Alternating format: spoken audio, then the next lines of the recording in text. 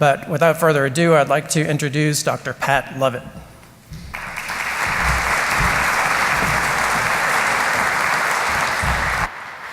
All right, good morning.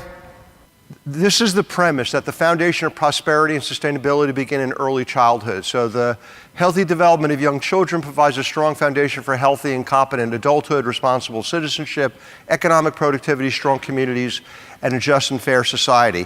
This is based on multiple lines of research that have been going on for 40 or 50 years, where studies started with individuals in the study who were 1, 2, and 3 years of age, and now they're 30, 40, 50 years of age. So we know what the outcomes are when early positive experiences are part of their life as they're developing and growing. And I'll talk about what those ingredients are.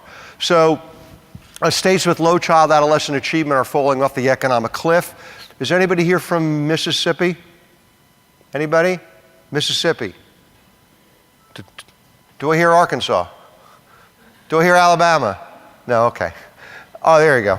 So I was in Mississippi last week and spent a lot of time with business leaders and healthcare professionals and some of the legal community to talk about this, about if you're going to make a change, if you're going to have a transformation of our society in terms of where we're investing and improving outcomes, this is where the economists tell us the return on investment is, and I'll talk about that. So neuroscience is all about structure and function relationships. It's been going on since the Egyptians wrote the first descriptions of somebody hitting their head and seeing a change in their behavior on a papyrus. That's about 3,000 years ago, and here we are now. I can't point to the wine region, W-H-I-N-E. This is the toddler's brain in all the different component parts. But my wife tells me that that region gets larger as boys grow into men. There you go. Okay.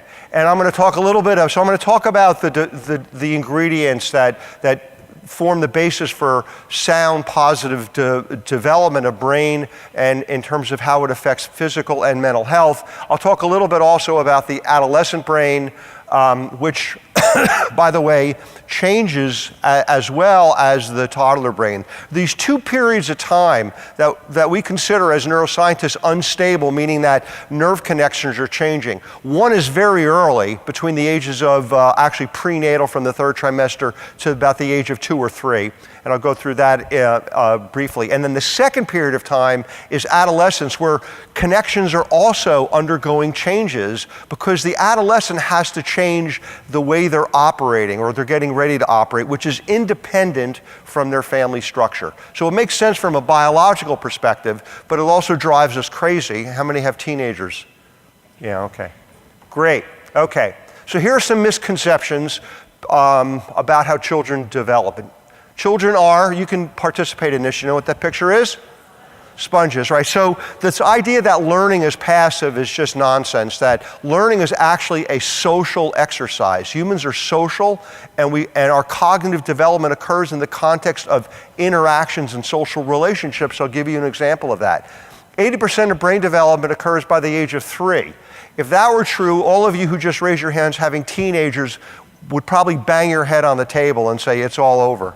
Right? But that's not the case at all. The brain is 80% of the adult size by the age of 3, but the size is not telling the entire story, that brain development continues for some skills like executive function, which I'll talk about, is so important in your context, especially into the 20s and 30s.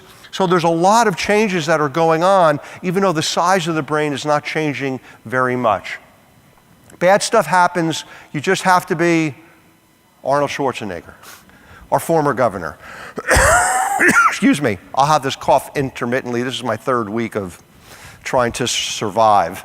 You have to be tough. And so the cultural frame in this country is rugged individualism, and that individuals have the ability to either bounce back from adversity or not. It's an internal character strength. And of course, that's not true at all. That resilience is actually a skill that gets built over time. And we'll talk a little bit about what those component parts are that build resilience, the ability to adapt in a positive way to challenging circumstances, which everybody has to deal with.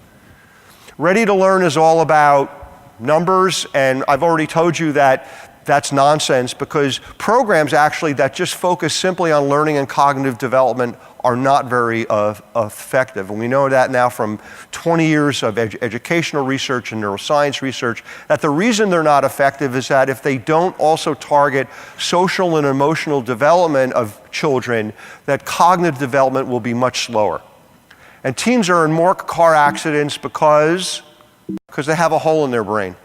That's actually, I'll show you a lot, that's actually an Allstate insurance company ad where they literally show that there's a hole in the frontal lobe of teenagers, and that's why they behave the way they behave. And that turns out that teenagers don't have holes in their head at all. So let's look at sort of the basics of brain development. I won't bore you, I promise, but you'll all be able to have great facts, so when you're mingling in a cocktail party, whatever, you can wow your friends and neighbors with some neuroscience terminology, like how's your amygdala feeling today, and is it in threat detection mode, or you're feeling really comfortable and all that. So this is what, these are nerve cells, those are brain cells called neurons. They have processes that receive information. You see that number in red up there?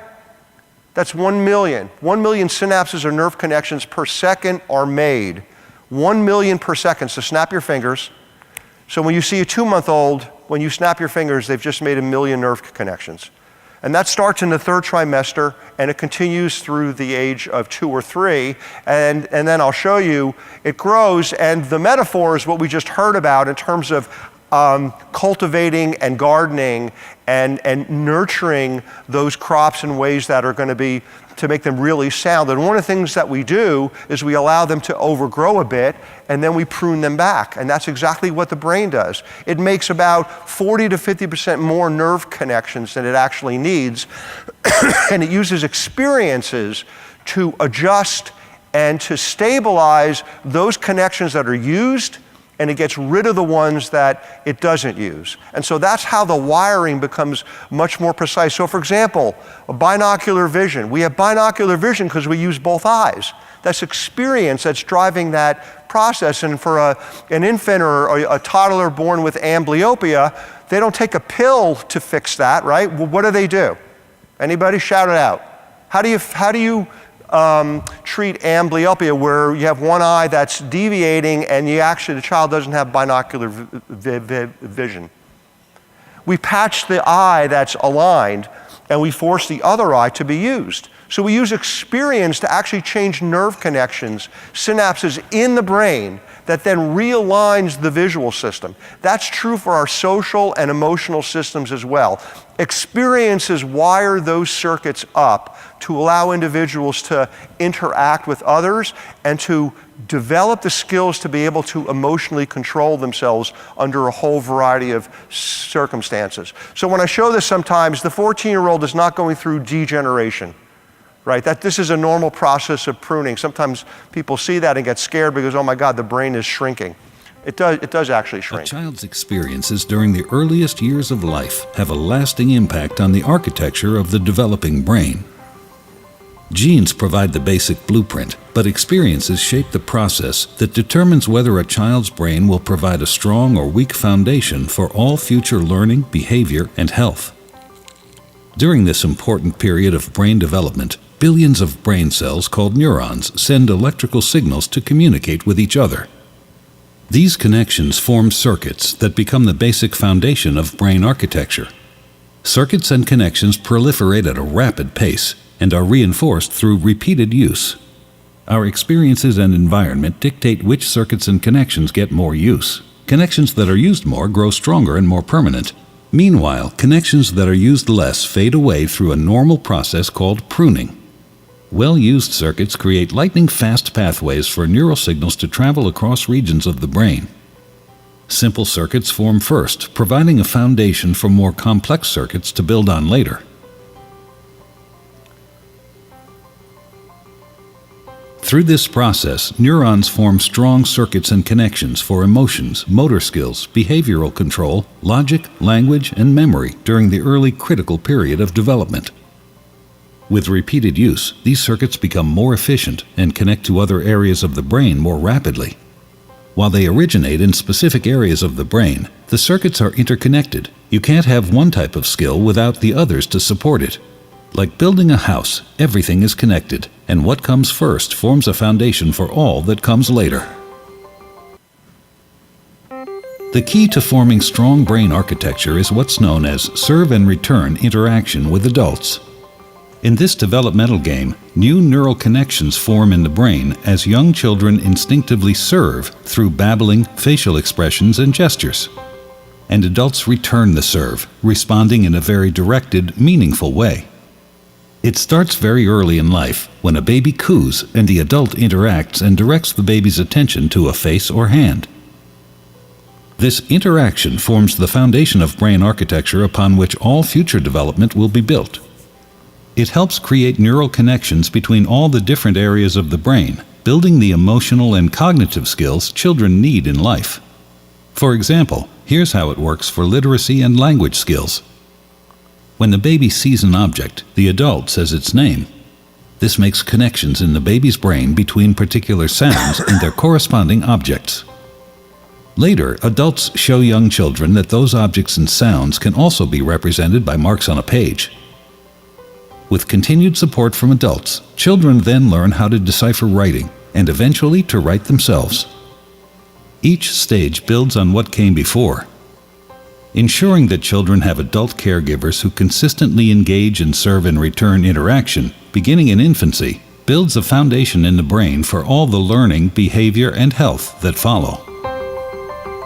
So this is always thought of, or often thought of, as something soft that's not biological. But the reason I showed these two back-to-back right in a row is to give you what we understand now is that healthy brain architecture is built through experiences, and the most important experiences for an infant are what we term serve and return, the interactions between individuals and their environment, the primary caregivers.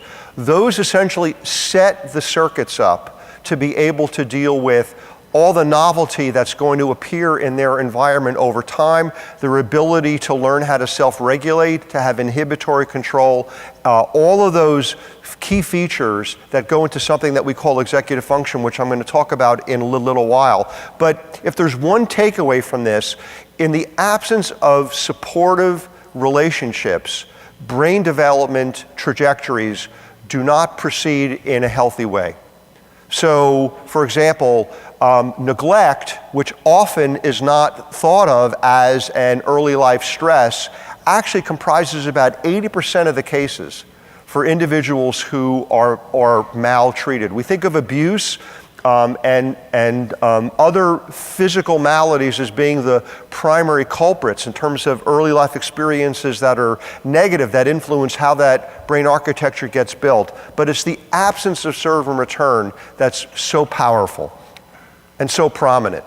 So here's an experiment that I want to show you to give you an example of why experience matters. So this is a neuroscience experiment. It was done in rats in the laboratory, and you see those three colors, red, yellow, and blue. Those represent the frequencies of sounds that the rat can initially hear when it's born. And over time, it develops into this kind of a map where you see blue, yellow, and red, really crisp, smaller map actually. Remember, things get pruned away, and now it can hear these frequencies, these different frequencies, which is really important for its survival, because perhaps the blue frequency is where its primary predators make sounds, and it has to be able to identify those. Now, here was the experiment. The experiment was, let's raise the rats in just the red frequency sounds and see what happens. Because maybe this is all genetically determined, the red, the yellow, and the blue frequencies. Maybe experience has nothing to do with how that auditory map develops. And this is what happens when a rat is raised in red frequency sounds. They're really good at detecting red frequencies. That's what they're really good at. And now they're adults, and now they're in trouble because Basically, what they did is establish their circuits to say, oh, I'm going to hear red sounds, red frequency sounds my whole life. Why do I need to bother with yellow and blue? I'll just become an expert in red. That's fine if their predator makes sounds in the red frequency, but it's not so good if they have to have skill sets to be able to detect sounds in other frequencies. Now, this is a sensory component. This is auditory. But this process of experience driving how these circuits gets wired up occurs in all parts of the brain, including the social emotional parts of the brain. So what we know is that these changes occur over time. Gray matter and white matter. Gray matter are the places where the neurons and the nerve connections are forming. And notice that they start pruning away, coming down. That's the lines are going negative all the way through adolescence. Whereas white matter is carrying the processes that are running from one brain area to another that you saw on that video. Those are growing because we're insulating those cables more and more and more, which means they can process information much more efficiently than they could when they were 8 years old or 10 years old. So our skill sets actually don't develop from adding more connections. Our skill sets develop from being able to process information in a much more efficient way. So our senses develop first, our language develops second, and then our higher cognitive functions, and it's good for us, continues through adolescence actually into adulthood. And you can see up on top that I've listed some of the skills that appear over time. So keep in mind that simple skills beget more complex skills. So our sensory and motor systems develop first. Why? Well, if an infant doesn't have its sensory systems wired up already, how is it going to interact with its world? How is it going to interact with its primary caregiver? So the senses are wired up from the very beginning, and the motor systems begin to get wired up after that, and then language and cognitive. So here's what I call brainless policy. You can see those curves. When do most U.S. school systems start to teach foreign languages? Infancy? You guys awake? Childhood? Adolescence. Oh, so look at the curve for language. If you're now a neuroscientist, where would you start to teach second languages based on neuroscience? Where? Oh, maybe toddlerhood, right? But it turns out that that's exactly right. That toddlers learn second languages really rapidly, right? Really, because the circuits are getting set up just like that rat's hearing system. It learned how to detect red frequencies, and it wired its system up to detect red, right? So this is where we do it. It's a waste of money. This is a policy where you could save hundreds of millions of dollars. I'm not suggesting that we don't teach second languages because, in fact, it's quite good for cognitive development, but unless we do it early, it's not going to matter. Learning to deal with stress is an important part of healthy development. When experiencing stress, the stress response system is activated. The body and brain go on alert. There's an adrenaline rush, increased heart rate, and an increase in stress hormone levels. When the stress is relieved after a short time, or a young child receives support from caring adults, the stress response winds down and the body quickly returns to normal. In severe situations, such as ongoing abuse and neglect, where there is no caring adult to act as a buffer against the stress response stays activated. Even when there is no apparent physical harm, the extended absence of response from adults can activate the stress response system. Constant activation of the stress response overloads developing systems, with serious, lifelong consequences for the child. This is known as toxic stress. Over time, this results in a stress response system set permanently on high alert. In the areas of the brain dedicated to learning and reasoning, the neural connections that comprise brain architecture are weaker and fewer in number. Science shows that the prolonged activation of stress hormones in early childhood can actually reduce neural connections in these important areas of the brain at just the time when they should be growing new ones. Toxic stress can be avoided if we ensure that the environments in which children grow and develop are nurturing, stable, and engaging. So, positive experiences drive brain development. Negative experiences drive brain development as well. What the brain is great at is using experiences to wire itself up during periods of development in anticipation of what that individual is going to have to deal with for the rest of their life. What it's not good at is filtering out the positive from the negative experiences. And when negative experiences happen over and over again, like that rat hearing the red frequencies over and over again, the wiring is going to be different in terms of how they perceive their world, how they interact, and their ability to manage stress. Now, stress comes in three flavors, what we call positive, tolerable, and toxic stress. Positive is like, when I was growing up, I had a speech impediment. I remember in kindergarten, circle time on Monday morning, my heart, I felt like it was going to pop out of my chest because I didn't want to stand up and talk. But it turned out that, with teachers who were very supportive and my family, etc., I learned how to cope with that. So those were supportive relationships. Tolerable, losing a loved one, moving a lot, a natural disaster. Having supportive relationships actually can buffer the effect. Toxic is when there's not a framework, a social scaffold for those individuals, and these negative events are occurring over and over and over again. So here's an experiment that was done in humans. Maybe you'll like this better than the one that I showed you in rat. But here was the experiment done by Seth Pollack from the University of Wisconsin. He asked for children between the ages of 4 and 7 who were physically abused. He wanted to know what they saw in their world. And of course, the way we socially interact is become face experts right away. Like, we know what somebody's thinking about if their eyebrow is raised one way or the other. This occurs from infancy, where we become face experts. We can tell based on the position of the head whether somebody is paying attention to us or not. And this starts again in infancy. So we asked the question, compared to a community sample, children who are not abused, if you look at those more faces from happy to fearful, happy to sad, where do you see the change in emotion? And it turns out for both the community group and the children who were abused, there was no difference between being able to detect a happy face from a fearful face or a happy face from a sad face. But what about anger?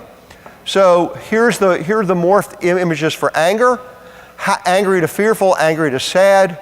The green is where the community sample saw this transition from one emotion to another. That's pretty good. That's exactly where you go from anger to neutral to sad. This is where children who were abused saw the transition. Almost all of the faces that they saw, they perceived as anger. Why? I'm going to wait.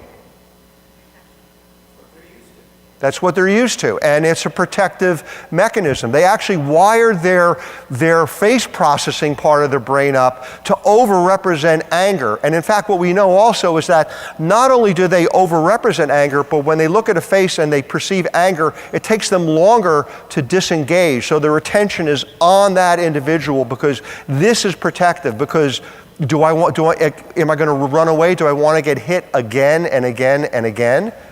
Right? So their brain is wired differently. For children who are neglected, they have difficulty distinguishing faces, emotions and faces. They show indiscriminate behavior. They'll go up to anybody. They'll go up to any stranger. The characteristic of stranger danger for toddlers and young children doesn't exist for children who are neglected. Why don't they develop a skill set to be able to tell the differences in emotions, in faces? Because they don't experience them. So now, Johnny's in class in 3rd grade, and the teacher walks up and says, "Johnny, have you finished that arithmetic assignment?" And Johnny explodes. Because the neutral face and the neutral voice on the part of the teacher actually is interpreted by Johnny as the teacher being angry, right? So our view of what they're seeing in their world is actually inaccurate. They're seeing and perceiving a different social world than we are because of how their brain got wired up. So I already mentioned this before. We know that neglect These are statistics from Health and Human Services from 2010. 80%, this is almost never appears in newspapers, almost never appears anywhere. When I talk about this to policymakers, they're shocked when they see this. What do you mean neglect is 80% of what causes toxic stress? The absence of interactions is deadly for humans, deadly. And there is a research that was done by Ed Trolnick back in the 1970s in which he did this experiment with a mom and her 7-month-old, 8-month-old, who's sitting in a seat, and the mom is playing with the infant, and then she's instructed to stop interacting with the infant. Still face, neutral face, right? And what happens within 30 seconds, or actually less time, to how the infant is sitting there and responding to the mom, who's just basically looking at the infant and not responding in any way. So the infant is trying to do serve and return, right? What does the infant do when mom doesn't respond? Freaks out. And it takes about 2 minutes to settle the infant down. That still face experiment has been replicated over and over and over again, and is so powerful in terms of demonstrating that the absence of interaction really sets the stress response system off in very dramatic ways. Learning is like the brain weaving skills into ropes. Each skill rope is made of many different smaller strands. A strong skill rope not only needs strong strands, but it also needs these strands to be woven tightly together. Each strand needs all the others, and no single strand can do all the work of the larger rope. When it comes to skills, you can't do one without the other. Learners need chances to develop all of their strands. They need to learn how to weave and reweave their skill ropes. And they need opportunities to practice using the resulting ropes. By weaving strong skill ropes, we can produce and maintain strong societies.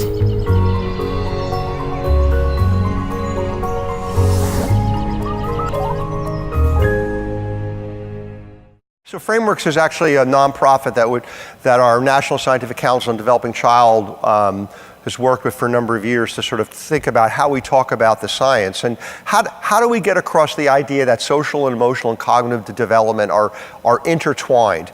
Single strands of a rope have some level of strength, but when you weave them together, the rope is much, much stronger. That's how social, emotional, and cognitive development occur in a child through the information that's coming in from the world going across all the circuits that manage that. In fact, the circuits are shared. Cognitive circuits that we use for learning and memory are the same circuits that we use to regulate our stress response. Like I see a snake, my stress response goes up. I'm either going to run or battle the snake. I can tell you I'm from New Jersey, so I run. There are lots of snakes in New Jersey, but they're not crawling on the ground. That's what I can say that I'm from the Garden. That is the Garden State, by the way. Right? And so these skills are inextricably intertwined, which means programs that do interventions at no matter what age have to include all three components. If they don't, the brain is not going to respond in the same way. So what's going on in adolescence? I talked a lot about early, what's happening in terms of brain development in adolescence. So you can think of it in three ways. You see on the left that there's a certain skill that gets better over time, and it's linear. It just gets, it's not so great in childhood, it gets better in adolescence and even better in adulthood. Like, if you start swinging a golf club when you're 5 or 6, right, you're not so good, but you get better as you get a little bit older, or you get through adolescence, and actually your peak is after you go through adolescence. That would be an example of a skill that you start early and gets better over time. There are some things that are not very good that children do in terms of their ability to do a certain skill, and then in adolescence sort of reaches what it is with adulthood. So for example, there are these psychological measures where you basically show an image and then you drop a screen for a period of time, and then you raise the screen up and there are multiple images, and you ask the individual, which image did you just see, or which image did you not see, because maybe you'll have 3 stars and 1 moon or something like that. Children can do that, but if you delay more than a few seconds, they're paying attention to something else and they don't get that right.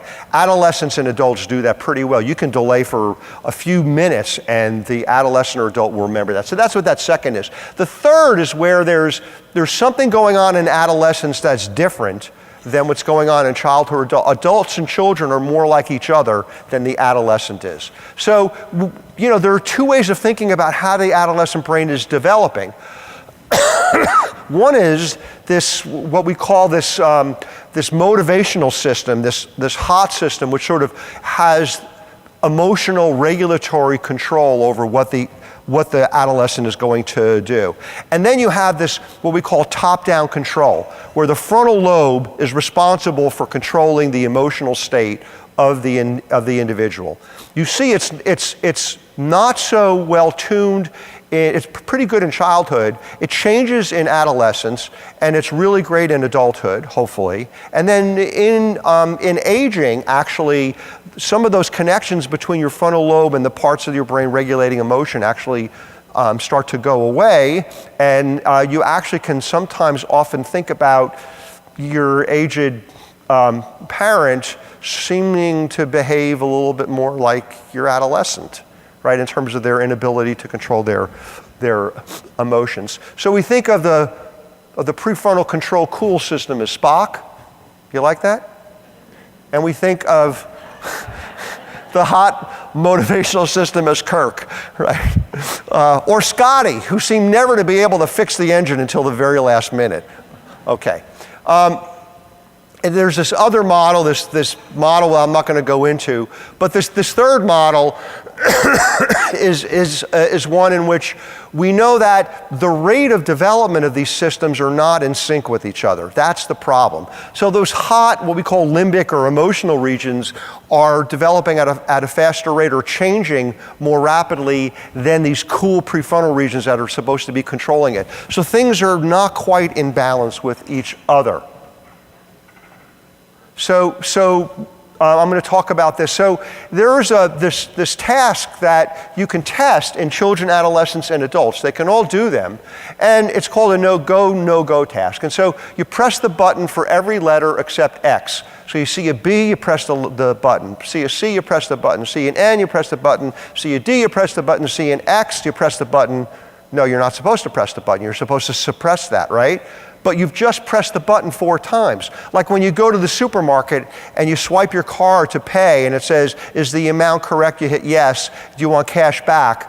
I don't know about you, but half the time I hit yes. I don't want cash back from the supermarket, but I still hit yes again because I don't inhibit my response. I just did it, right? Why don't I just hit yes again? This is essentially the task, but it can get a little bit harder if you throw up on the screen while the child or adolescent or adult is doing this task distractors. Einstein's not much of a distractor for teenagers. In fact, I don't know if any teenagers know who that is, right? They probably don't know about that mask either. The screaming face, right? So let's look at what we call false alarms. Look on the left just for the false alarms, and you can see the higher the line, the more false alarms there are in terms of doing that task. So teenagers are more distractible. Look at children and adults. They're pretty close to each other in terms of their distractibility. Now, the distractions sometimes are rewarding distractions, like the 2 actors that are portrayed up there. And we know that there's a neuroscience reason for that, because the circuitry that's supposed to be controlling their ability to focus, forget about Will Smith, focus on what you're supposed to be doing, and don't hit that button, response suppressed, they don't do it very well. Right? This is the same thing when you have danger distractors. Children actually make very, very few errors, fewer errors than adults do. Adults get a little bit distracted.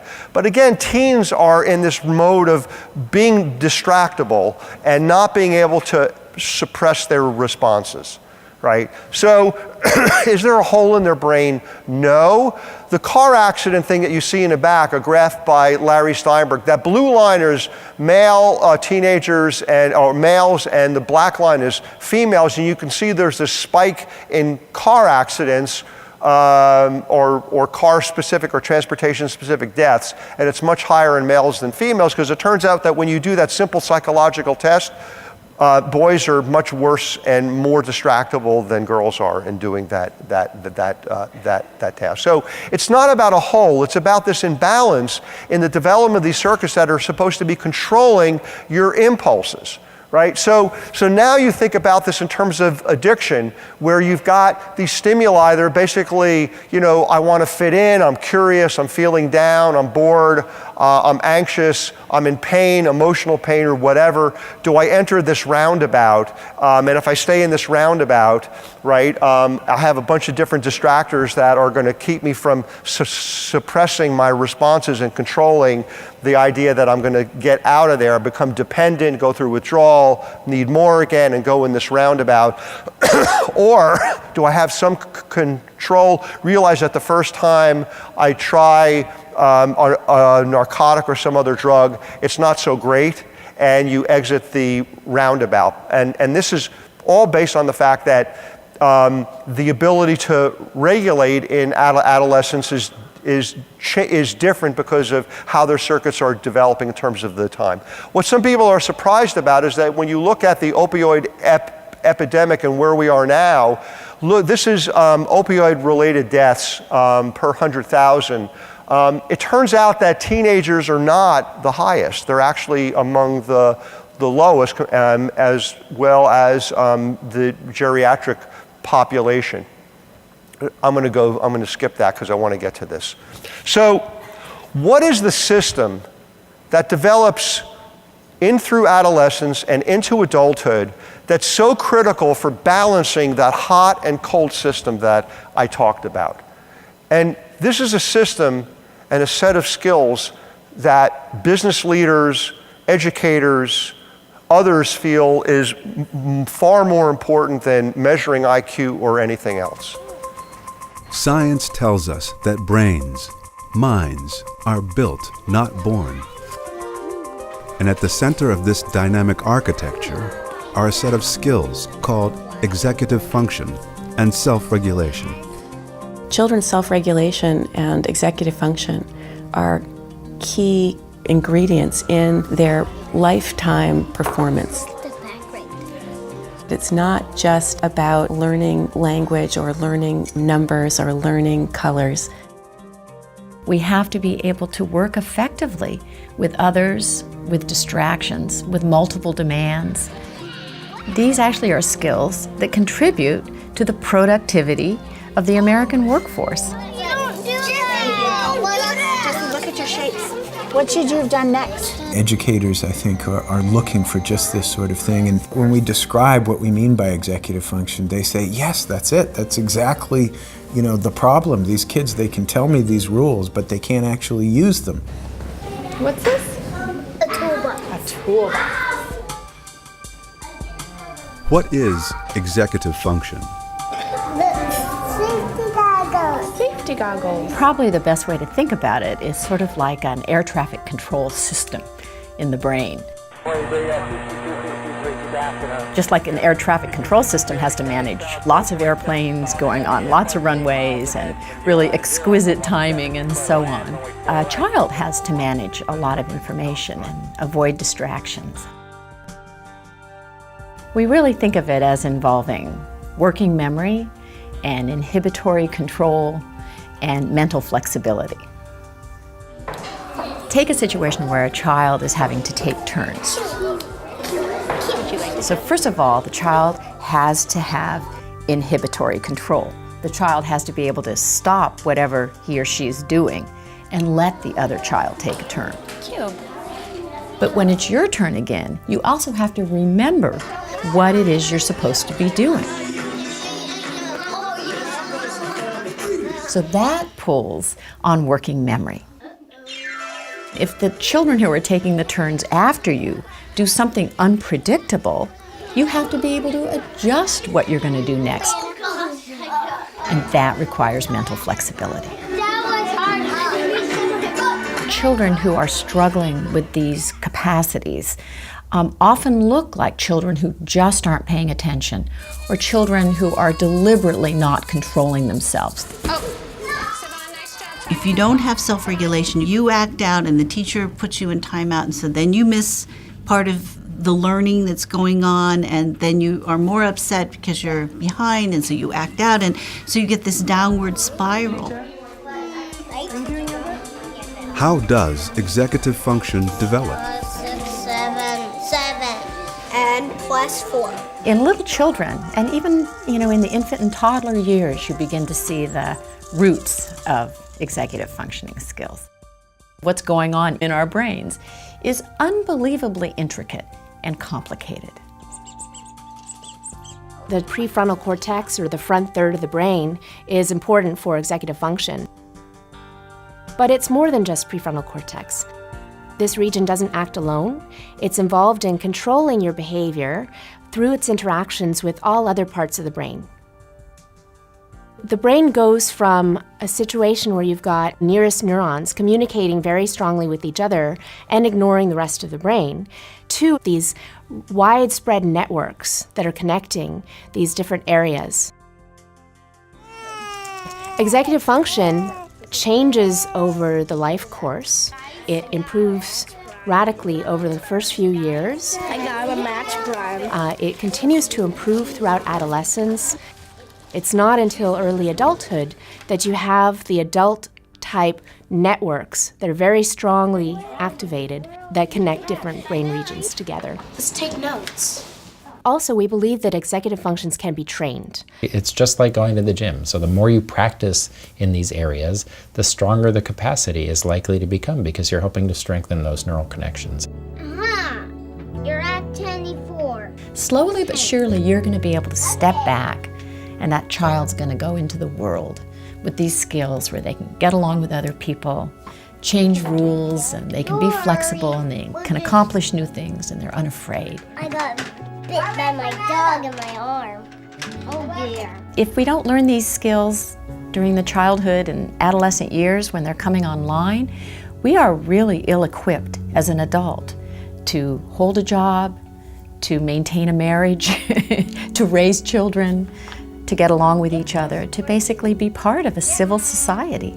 You're okay.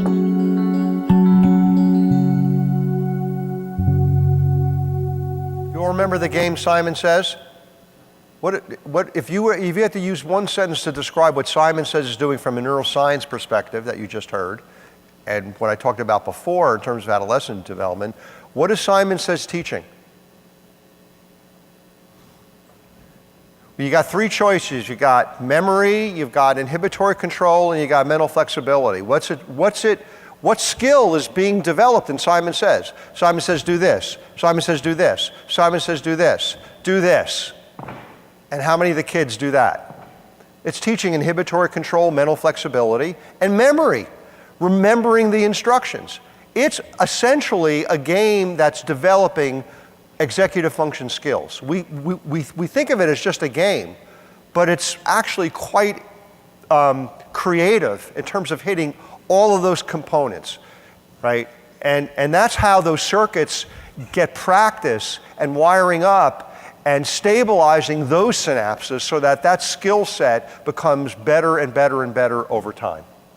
So I'm going to show you an example. There's no sound on this video that's coming up.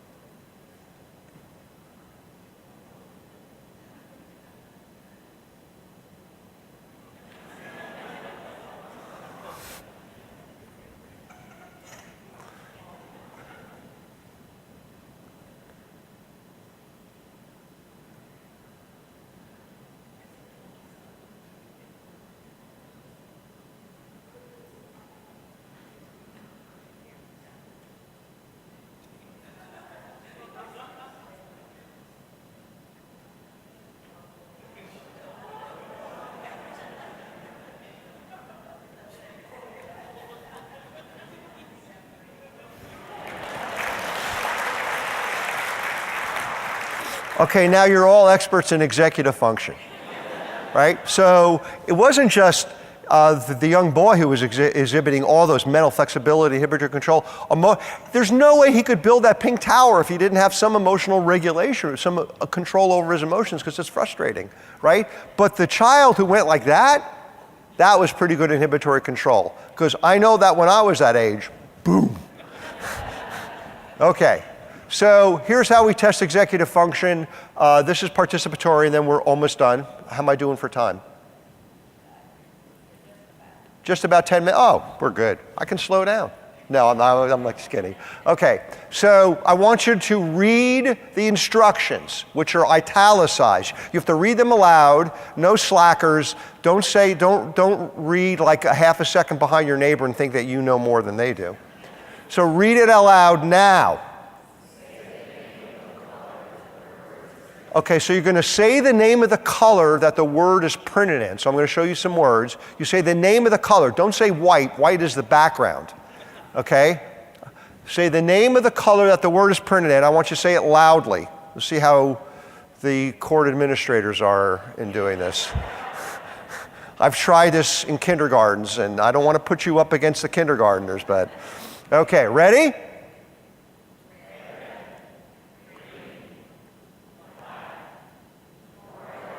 Very good. Give yourself a hand. That's not easy, right? That's inhibitory control. You're going to say, orange, right? But we're used to reading. Okay. So you can measure executive function early. I already showed you that. This is a study that was done in New Zealand. They started with the 1,037 subjects at the age of 3.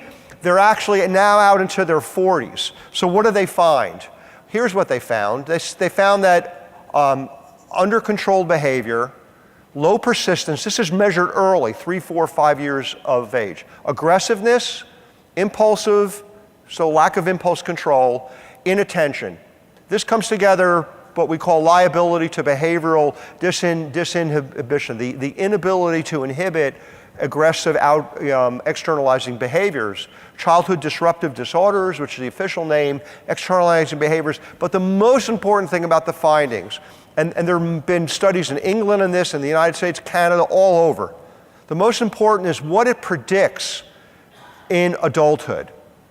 And this is what it predicts: greater nicotine dependence, greater alcohol dependence, greater incarceration rates, greater use of drugs, low education achievement, that is less chance that they're going to graduate high school. This is New Zealand. Physical illness, increased risk for cardiovascular disease, cancer, obesity, which is number one. The ACEs, the Average Childhood Experience Screener that Kaiser came up with, was done in an adult obesity clinic, right? So that the more adverse childhood events, the risk for obesity goes up dramatically, and diabetes as well as mental illnesses, right? But here's the key. 20% of the children in the study now as adults, they account for 36% of injury insurance claims, 40% of adult obesity, 20% account for over half of the smokers, 57% of the hospital ER visits, which is very expensive. When I show this to policymakers, that's what they look at and they say, ER visits are very expensive for states to support. They're much more expensive than going to a primary care physician or to a community clinic.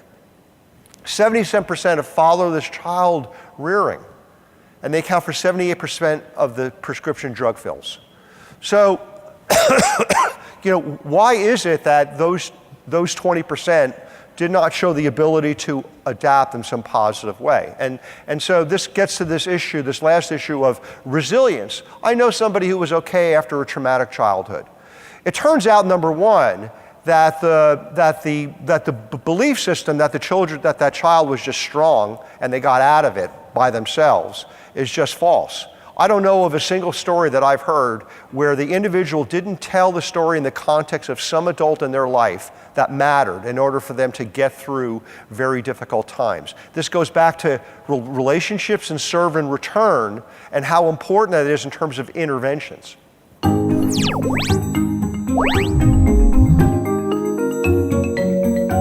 You can think of child development as a scale that has two sides. A child's scale is placed in a community and has spaces on either side where experiences and environmental influences stack up over the course of development.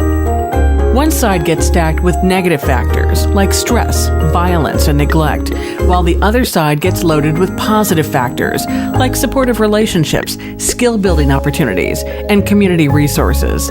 In the same way that the weight on a teeter-totter affects the direction it tips, the factors that a child is exposed to affect how they turn out, the outcomes of their development. But the way the scale tips and the outcomes a child experiences are also a function of the position of the scale's fulcrum, which is like the genetic makeup of the child. The position of the fulcrum affects how the scale responds to factors that get stacked on either side and how easily it tips. We know that fulcrums start in different places for different children, and that this genetic starting point is an important factor in how a child responds to experiences and how they turn out. We also know that the position of the fulcrum isn't fixed.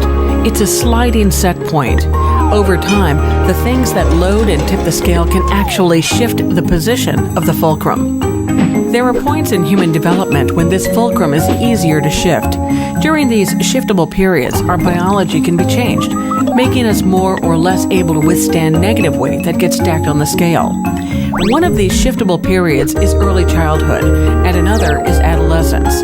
That's why it's so important to make sure that children have positive experiences, especially early on, and to continue positive supports throughout development.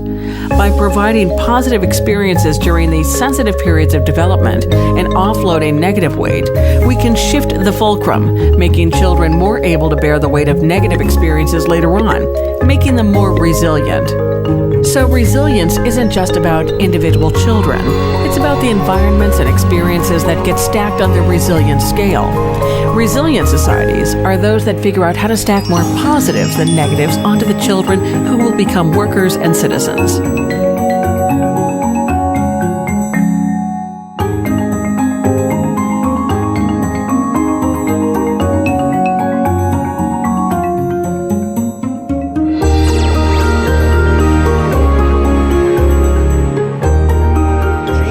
Act independently.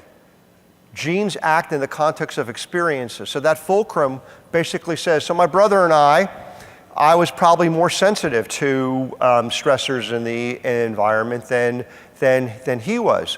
But so probably due to some differences in genetics that he inherited from mom and dad. But experiences shifted that. And then the other positive experiences built the skill set of resilience to be able to deal with difficulties and adversity. And those skill sets get built through relationships.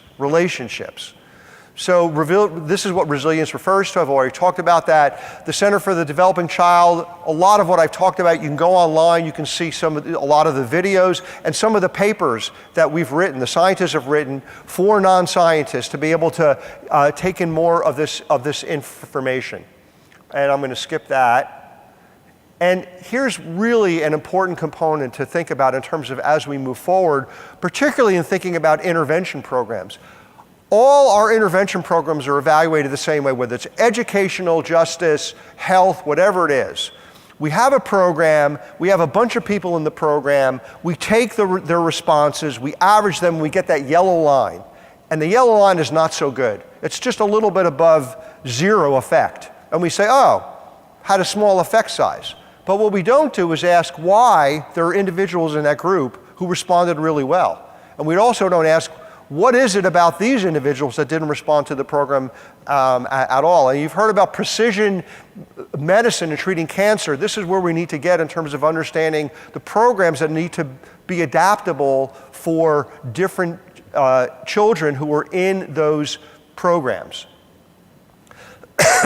So, brain plasticity is high early on through the teens. You can change things. How many of you took up playing golf as adults? How's it going? There you go. You're on the red line. Okay. So I'm done. I'm happy to take some questions. These are my grandchildren, which is why I still live in Los Angeles, even with all the traffic and the terrible rainstorms that we have here in Southern California. Thank you very much.